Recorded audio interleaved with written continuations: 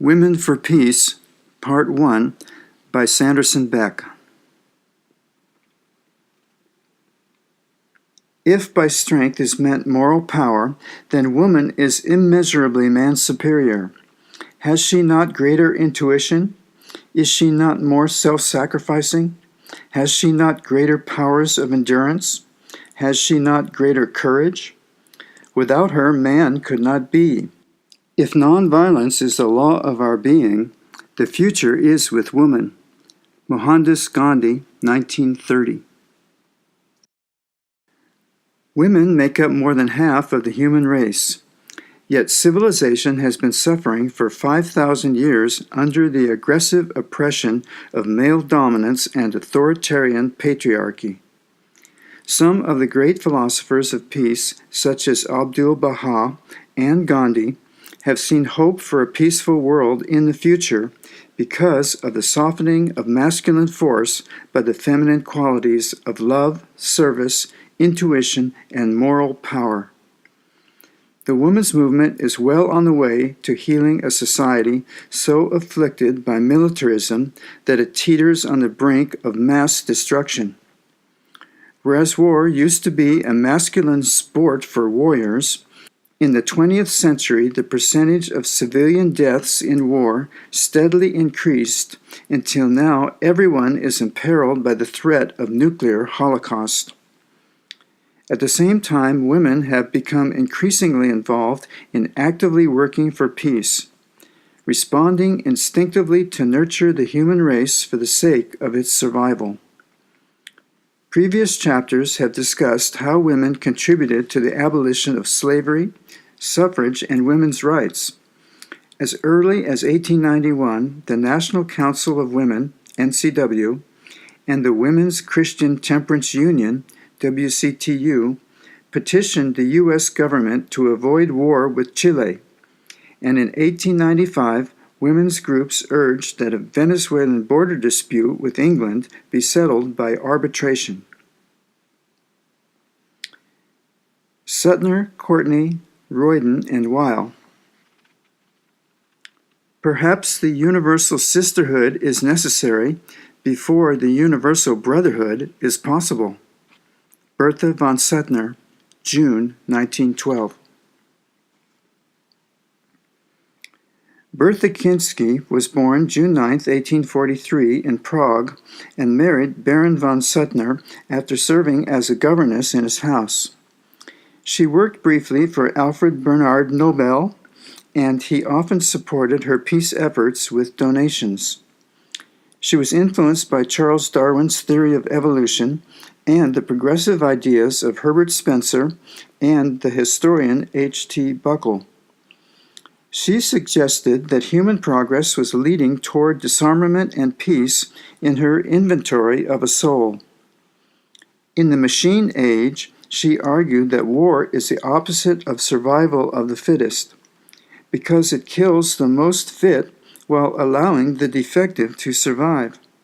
Thus, instead of evolving the species, it causes degeneration. She prophesied that someday more powerful weapons would be able to destroy entire armies at once and would thus eliminate the strategies that make war feasible. Though her friend Nobel, with his explosives business, continued to believe that deterrence would prevent wars. She could understand a few sacrificing themselves for the majority, but she felt that to sacrifice all for none is extreme madness. In 1888, she heard a call from Hodgson Pratt of the London Peace Society to form a great league with branches in all European cities. She believed that everyone must contribute to humanity's well-being, and she saw the peace movement as a way to do so. By far, Bertha von Suttner's most famous and influential novel was the two-volume Lay Down Your Arms, which was published in 1889.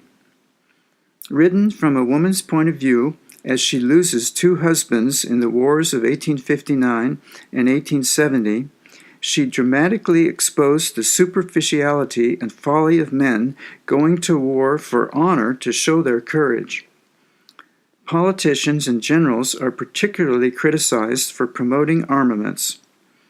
In the last chapter, the main character wrote in her diary, "Today there is hardly anyone left who has not dreamed this dream, or who would not confess its beauty. And there are watchers too, watchers conspicuous enough, who are longing to awake mankind out of the long sleep of savagery, and energetically and with a single eye to their object, collecting themselves for the purpose of planting the white flag. Their battle cry is war on war.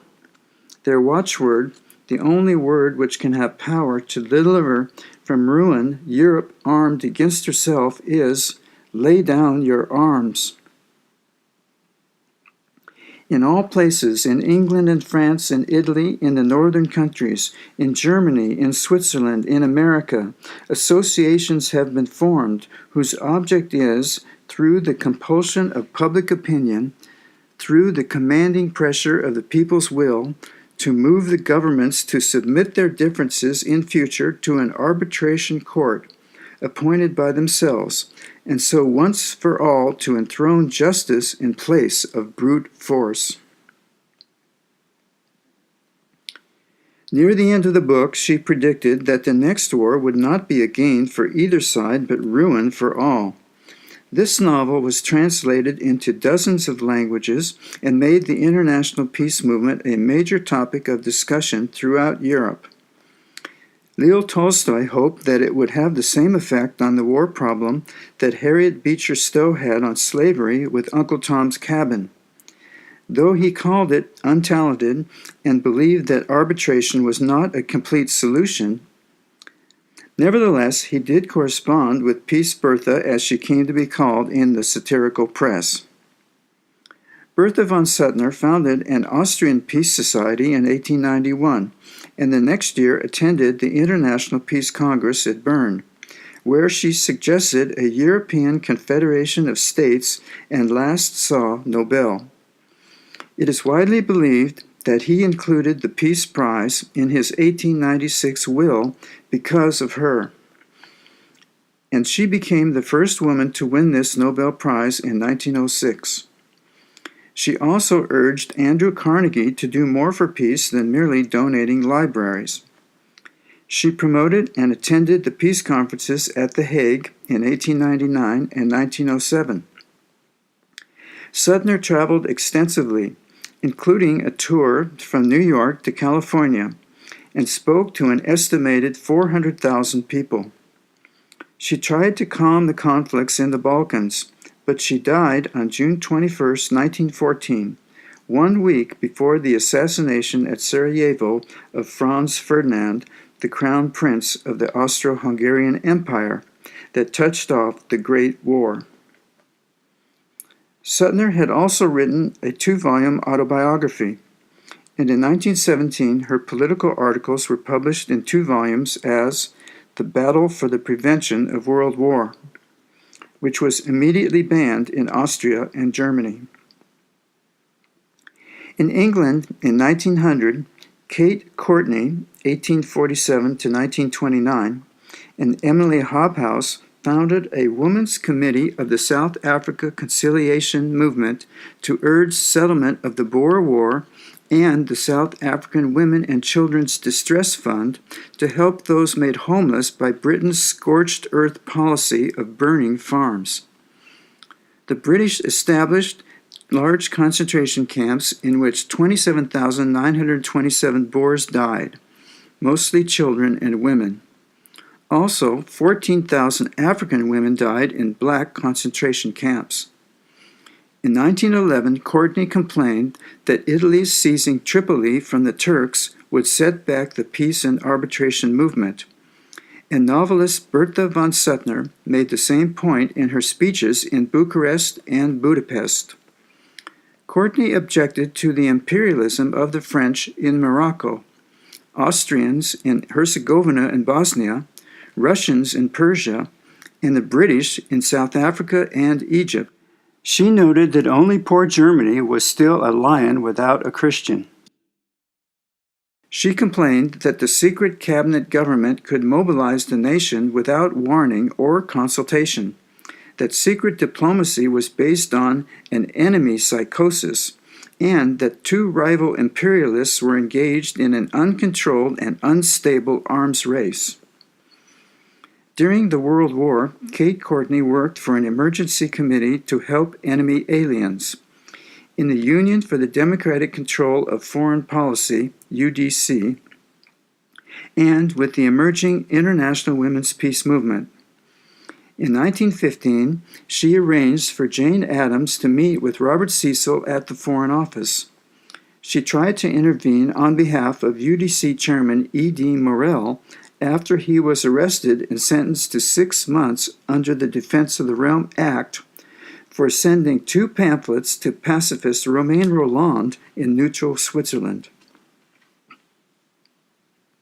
Courtney's war diary expressed intelligent views about the terrible war and described what she was doing about it.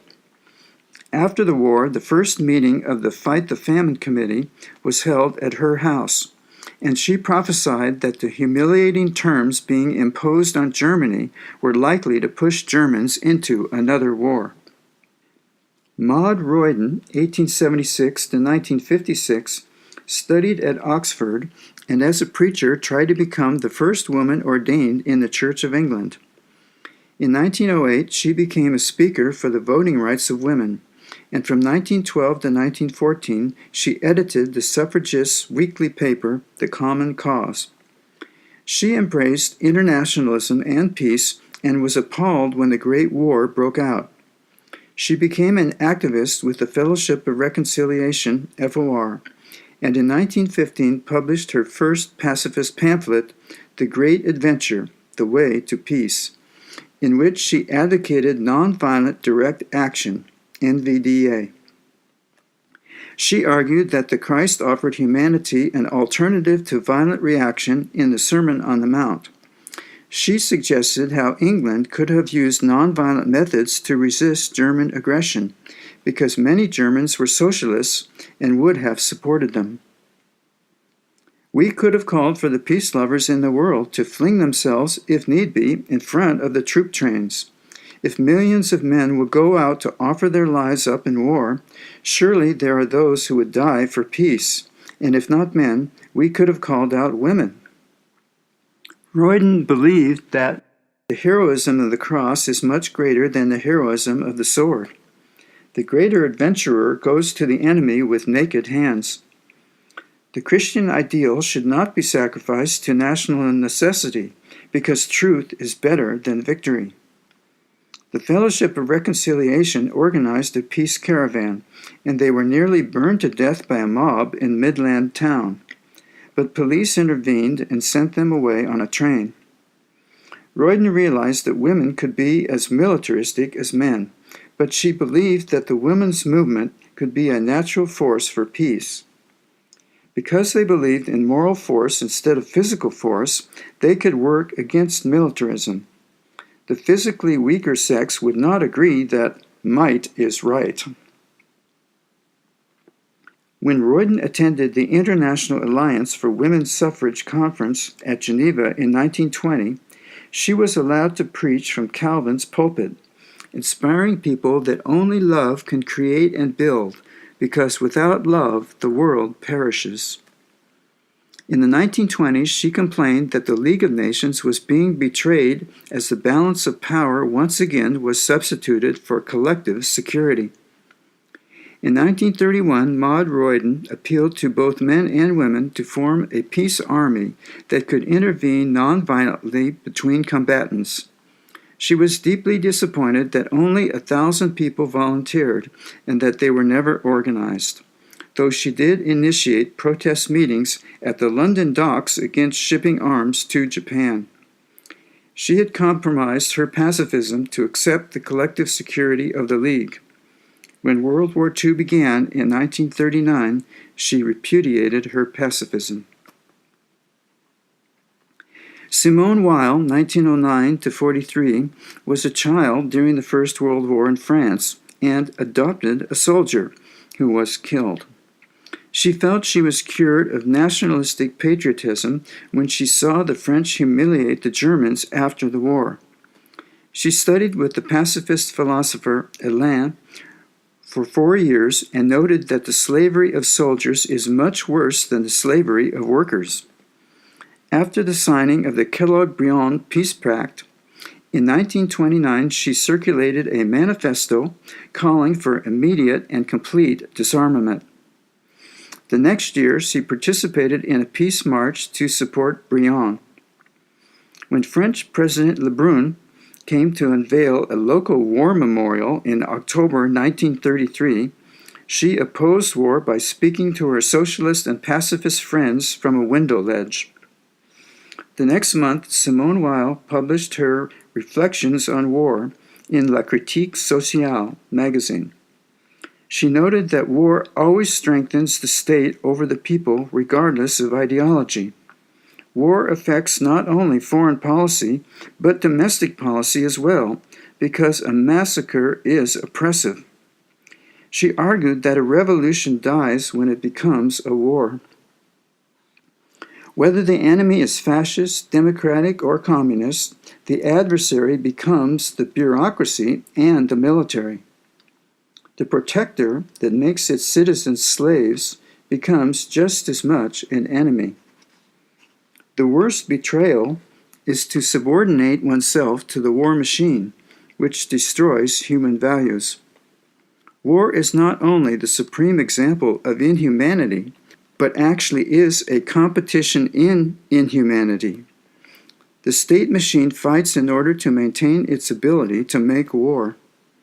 She prophesied that future wars would be an insane destruction of wealth built up by civilization over generations until civilization itself perished. In 1936, Weil believed that the socialist government of Spain deserved her support in its fight for survival against the fascists. And that summer, she pointed a rifle at planes, but primarily served as a cook. She observed how pitiless killing became a way of life. She left the war after she was scalded by burning oil. Weil soon returned to her pacifist principles as she asked if war could ever bring the world more justice, liberty, or well-being. In 1937, she wrote her powerful anti-militarist essay, Ne recommençons pas la guerre de Troie, which was translated as The Power of Words. She asked why nations waged war against each other century after century. In the Trojan War, she saw Helen as an empty symbol that could be replaced by any abstraction in capital letters, such as nation, security, capitalism, communism, fascism, democracy, etc. She astutely observed, what a country calls its vital economic interests are not the things which enable its citizens to live, but the things which enable it to make war. Petrol is much more likely than wheat to be a cause of international conflict. Thus, when war is waged, it is for the purpose of safeguarding or increasing one's capacity to make war. The government cannot appear weak in its external relations without weakening its authority over its own people. She perceived that only complete and universal disarmament could resolve this dilemma, but she realized that was nearly inconceivable.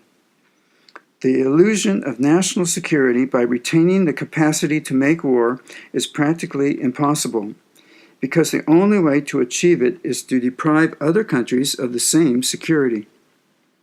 In March 1938, Weil signed a statement by French anti-fascists urging their government to negotiate with Germany for the sake of world peace, and she agreed to speak that summer with Maria Montessori for peace. Yet the next month she wrote an article how they could resist invasion by decentralized armed resistance. She urged the democracies to gain the moral advantage over Hitler by renouncing their colonies in Africa and Asia, and she criticized French imperialism in Algeria and Indochina. If they adopted the methods of Hitler, she felt that a victory would not be much better than a defeat. Reflecting on the Roman Empire, she warned, Every people which turns itself into a nation by submitting to a centralized, bureaucratic, military state becomes and long remains a scourge to its neighbors and the world. She believed that the League of Nations failed because it left in place the dogma of national sovereignty, and she proposed a federalist world order that would decentralize the nation-states. She pessimistically predicted that if a just and magnanimous peace was not established after World War II, the continued mutual massacres would destroy all the states. Simone Weil taught philosophy at various schools in France, but she refused to eat more than those people on relief. She worked in a factory to find out what that was like. Her essay, The Iliad, Poem of Force, explained the nature of violence as portrayed in one of the earliest and best examples of Western literature. After the Nazis occupied Paris, she moved to Marseille. Though of a Jewish family, she had a mystical experience in a chapel. She went with her parents to the United States in 1942. She crossed back to England to work for the French resistance, but leaders would not let her parachute into France. Because of the Jewish victims in Europe, she ate little and died of tuberculosis on August 24, 1943.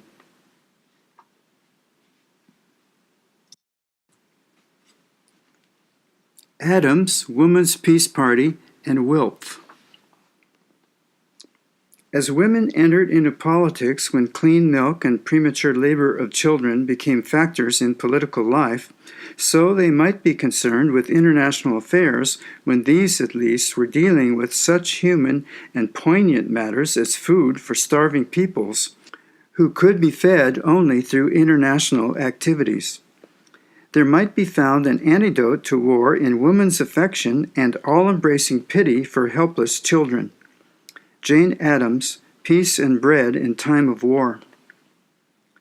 Our function is to establish new values, to create an overpowering sense of the sacredness of life, so that war will be unthinkable, so that when international disputes arise, even of the most grave character, when lives have been lost, when our rights have been clearly invaded, we shall not turn to wholesale, deliberate destruction of life as a means of settling those disputes, of avenging those deaths, of asserting those rights. Crystal Eastman, July 24, 1915. You can no more win a war than an earthquake. Jeanette Rankin. Jane Addams was born on September 6, 1860, in Cedarville, Illinois. Her mother died before she was 3, and she was raised by her father, who believed in Quaker principles and served 8 terms in the Illinois Senate. Illness interrupted Jane's medical studies. Traveling to Europe, she was impressed by Toynbee Hall in the slum of London. In September 1889, she and her college friend, Ellen Gates Starr, founded Hull House in Chicago to provide a social center for the poor working people in the neighborhood.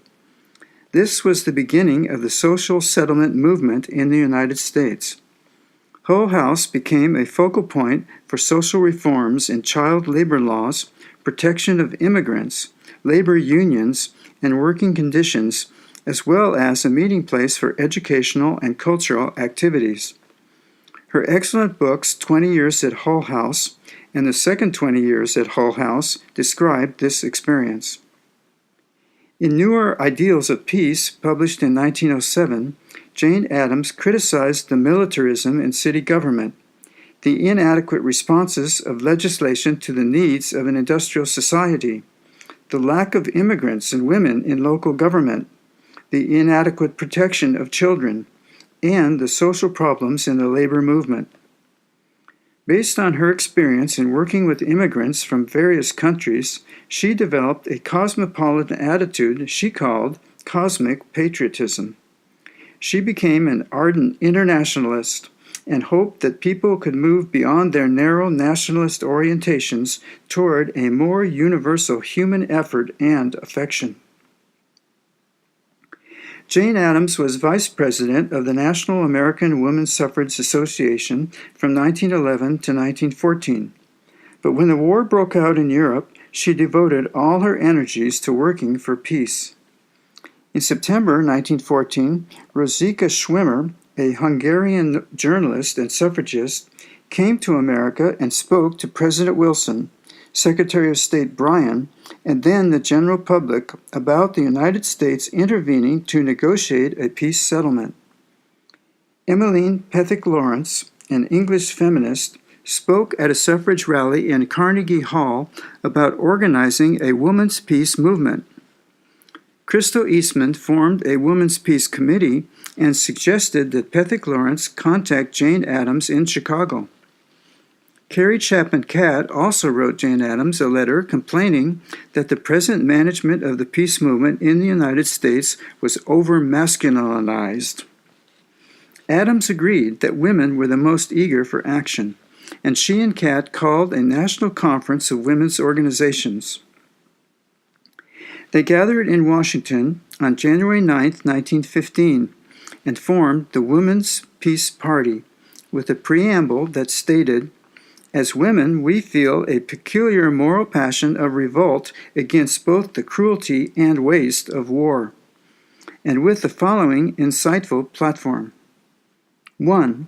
The immediate calling of a convention of neutral nations in the interest of early peace. 2. Limitation of armaments and the nationalization of the manufacture. 3. Organized opposition to militarism in our own country. 4. Education of youth in the ideals of peace. 5. Democratic control of foreign policies. 6. The further humanizing of governments by the extension of the franchise of women. 7. Concert of nations to supersede balance of power. 8. Action toward the gradual organization of the world to substitute law for war. 9. The substitution of an international police for rival armies and navies. 10.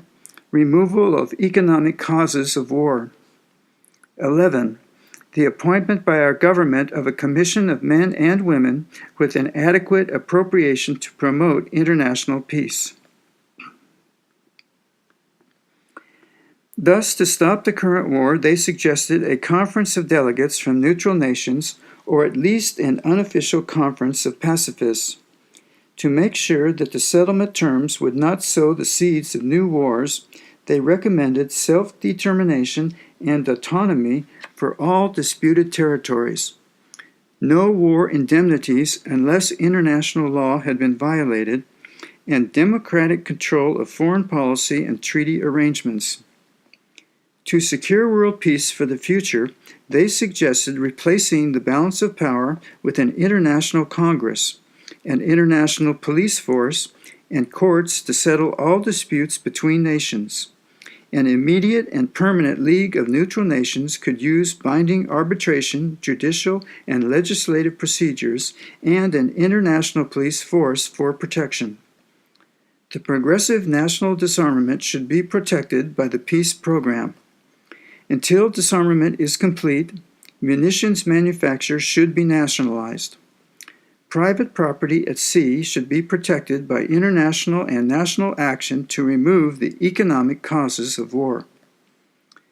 The national program for the United States included approval of the Peace Commission treaties that require a year's investigation before any declaration of war, protest against the increase of armaments, and a recommendation that the President and U.S. government set up a commission of men and women to work for the prevention of war. 3,000 people attended the mass meeting, and Jane Addams was elected chairman. National headquarters was established in Chicago, and within a year, 25,000 women had joined. Crystal Eastman felt that a women's peace party was good because women are mothers or potential mothers, and therefore have a more intimate sense of the value of human life. Thus, there can be more meaning and passion in their determination to end war than in an organization with both men and women. In an article for Survey, Crystal Eastman explained how the Women's Peace Congress at The Hague was organized by the Dutch suffragist Aletta Jacobs, whom she called one of a group of international women who are challenging public opinion with the idea of world union for peace. The Women's Suffrage Alliance meeting scheduled for Berlin had to be canceled because of the war. Instead, Dr. Jacobs called a meeting in February 1915 at Amsterdam to plan a larger congress of individuals to focus on methods of bringing about peace. Leaders from Belgium, Germany, and Britain met with their Dutch hostesses and issued a call for an International Congress of Women at The Hague on April 28th. They invited Jane Addams to preside. Representatives of over 150 organizations from 12 countries gathered that spring of 1915, and 1,136 women voted to adopt 20 resolutions. These were similar to the program of the Women's Peace Party. The International Congress of Women advocated universal disarmament secured by international agreement. They believed that the private profits from armament factories were a strong hindrance to abolishing war. In addition, they decided to urge the neutral countries to offer continuous mediation for a peace settlement between the belligerent nations, and they selected envoys to approach the different governments. Jane Addams, Aletta Jacobs, and the Italian Rosa Giannoni went to Austro-Hungary, Belgium, Britain, France, Germany, Italy, and Switzerland.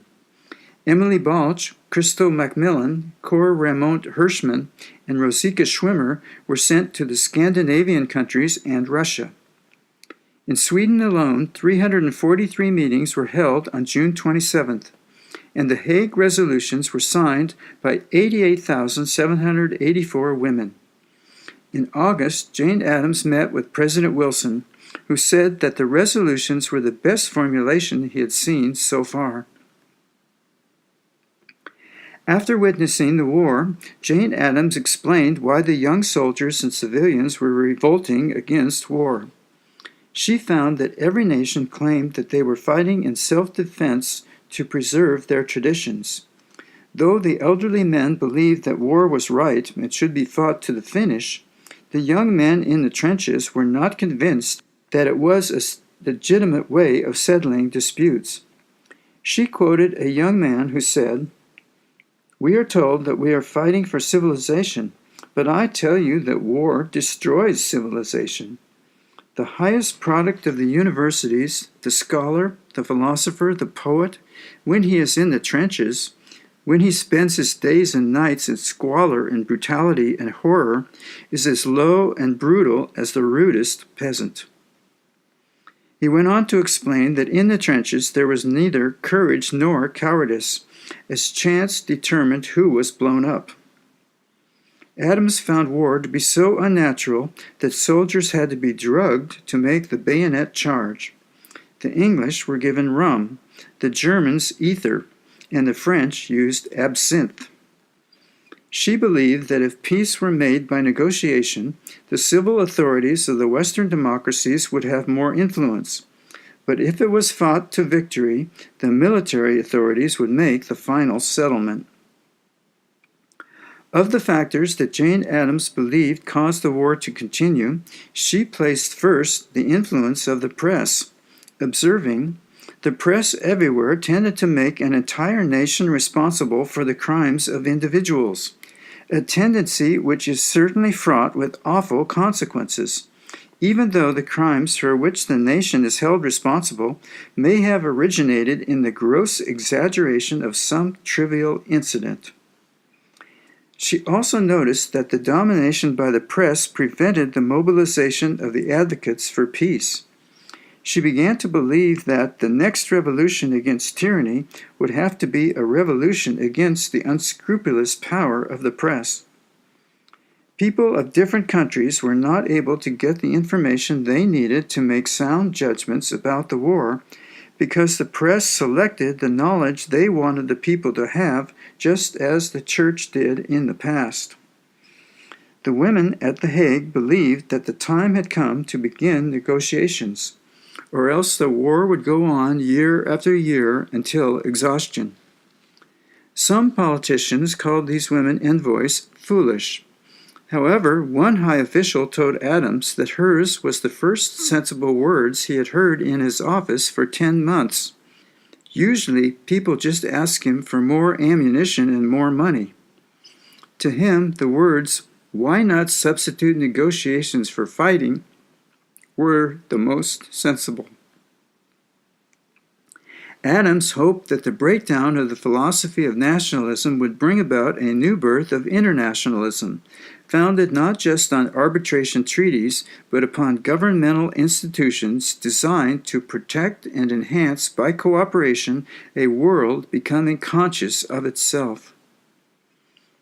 After visiting the capitals of the belligerent governments, Adams found they had no objection to a conference of neutral nations, even though they could not ask for mediation. To alleviate the fear of beginning a conference while one side had a military advantage, she argued that the proposed conference would start mediation at a higher level than that of military advantage. 3 out of 5 neutral European nations were ready to join in such a conference, while the other 2 were still deliberating. By fall, all the leading belligerent nations were willing to cooperate in a neutral conference, and the neutrals Norway, Sweden, Denmark, and Holland were eager to participate if the conference were to be called by the United States.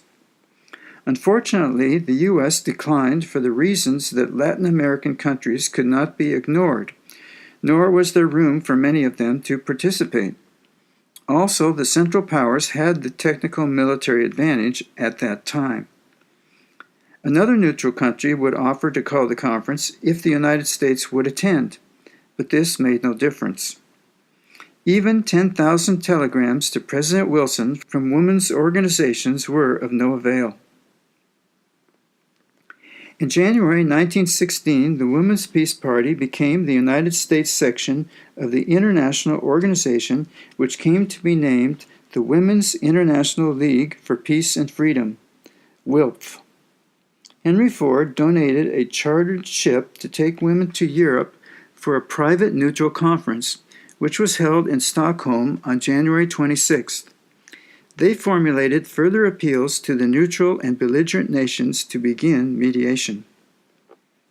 Christo Eastman started in November 1915 the Truth About Preparedness campaign, sponsored by the Women's Peace Party and the American Union Against Militarism, AUAM. She revealed the economic exploitation behind the industrialist propaganda for military increases through public debates and numerous articles. In the summer of 1916, AUAM's private investigation of the facts in Mexico revealed that the American troops were the aggressors in a skirmish, and a massive publicity campaign changed President Wilson's mind, preventing the United States from entering into a misguided war with Mexico. In 1917, Christo Eastman and Roger Baldwin founded the American Civil Liberties Union, ACLU, to protect human rights. Alice Paul told Jeanette Rankin it would be a tragedy for the first woman ever in Congress to vote for war.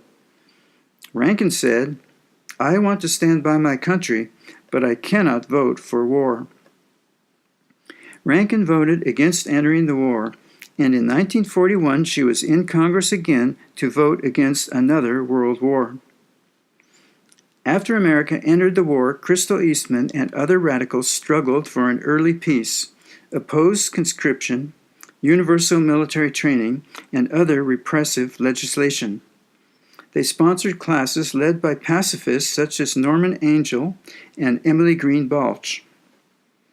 Disappointed by Wilson's entering into the war, Jane Addams turned her efforts to the struggle for food. She urged international cooperation and demanded that food blockades, still in place after the armistice, be immediately lifted. She felt that women could do much for international organization, especially in regard to such a basic issue as food for survival. In 1919, the International Congress of Women held in Zurich criticized the peace terms for sanctioning secret agreements, denying self-determination, giving spoils to the victors, creating discord in Europe, demanding disarmament only for the losing side, and condemning 100 million people to poverty, disease, despair, hatred, and anarchy because of the economic proposals. They welcomed the League of Nations, which 4 years earlier had seemed so unrealistic to many, but they criticized the plan for varying from Wilson's 14 points. The Women's Peace Society, WPS, was founded in 1919 by William Lloyd Garrison's daughter, Fanny Garrison Villard. As the League of Nations was forming, the Women's International League for Peace and Freedom, WILPF, established its headquarters in Geneva, where they kept a close watch on the League of Nations Assembly and Secretariat. WILPF helped to publicize its proceedings and offered frequent criticism. In lectures, Jane Addams urged the United States to participate in the World Court. In August 1921, Eleanor Burns was acting as chair of a conference that was held on the Canadian side of Niagara and formed the Women's Peace Union, WPU, of the Western Hemisphere. They urged President Harding to work for immediate, universal, and complete disarmament at the upcoming Washington Naval Conference. The WPU pledge was based on Garrison's 1838 Declaration of Sentiments. We women of the Western Hemisphere believe that under no circumstances is it right to take human life and pledge ourselves to work for world peace. We affirm it is our intention never to aid in or sanction war, offensive or defensive, international or civil, or in any way, whether by making or handling munitions, subscribing to war loans, using our labor for the purpose of setting others free for war service, helping by money or work any organization which supports or condones war. In 1923, Eleanor Burns and Carolyn Lexow Babcock of the WPU initiated a resolution for a constitutional amendment to outlaw war and remove the power of the U.S. Congress to declare war, raise or support any military, or appropriate money for war. They promoted a declaration of independence from the tyranny of war, because war must be abolished before it abolishes the human race. They persuaded Republican Senator Lynn Joseph Frazier from North Dakota to present their resolution in every session of the Congress from 1926 to 1939. Eleanor Burns published a pamphlet in 1927 entitled "Violence and Killing Always Wrong," in which she connected violence to ownership and the will to power. She condemned child abuse, capital punishment, and the use of force to break strikes. Jeanette Rankin worked for the WPU in 1929. The next year, the WPU gained the support of the Women's Peace Society, the War Resisters League, the American Friends Service Committee, AFSC, the Pennsylvania Committee for Total Disarmament, the Fellowship of Reconciliation, and WILPF to testify at the hearing on the Senate Joint Resolution 45. In 1923, the WILPF Board, in a resolution, urged the U.S. Congress to pass a bill forbidding the use of the military for collecting private debts or protecting private investments in foreign countries. WILPF believed that the United States could help developing countries without imposing occupation or overlordship. They opposed increasing the U.S. Navy. In 1924, WILPF suggested that governments agree to the compulsory jurisdiction of the Permanent Court of International Justice. Their Congress, held in Washington that year, also recommended better education to avoid mass suggestion, the abolition of capital punishment, and the improvement of prisons, and a better balance of influence between men and women. The National Committee on the Causes and Cures of War, NCCCW, soon became the largest women's peace group in the United States after it was founded by Carrie Chapman Catt in 1924. As the most broad-based, it was the most conservative. In 1928, the NCCW organized 14,000 meetings to urge ratification of the Kellogg-Briand Pact to outlaw war. WILPF considered this treaty a valuable step towards substituting law for war and achieving the disarmament of all nations. The 1929 WILPF Congress in Prague warned that modern warfare threatens civilian populations and that the only way to safety is disarmament. NCCW and WILPF worked together in gathering 600,000 signatures in the U.S. to contribute to the 8 million that were presented to the 1932 Geneva Conference for the Reduction and Limitations of Armaments. After Japan invaded Manchuria, WILPF sent a letter to President Hoover urging the United States to cooperate with the League of Nations Council in challenging this treaty violation, and to work with the signatories of the Nine-Power Pact to publish its diplomatic notes with Japan, and to prohibit arms shipments to Japan. In 1933, WILPF stimulated North Dakota Senator Gerald P. Nye, chairman of the Munitions Committee, to investigate the profits made by arms manufacturers in the World War, and that industry's role in bribing public officials to vote for large military budgets and fix prices. WILPF's 1934 Zurich Congress formulated aims that became its policy for the next quarter century. The primary goals read: total and universal disarmament, the abolition of violent means of coercion for the settlement of all conflicts, the substitution in every case of some form of peaceful settlement, and the development of a world organization for the political, social, and economic cooperation of peoples.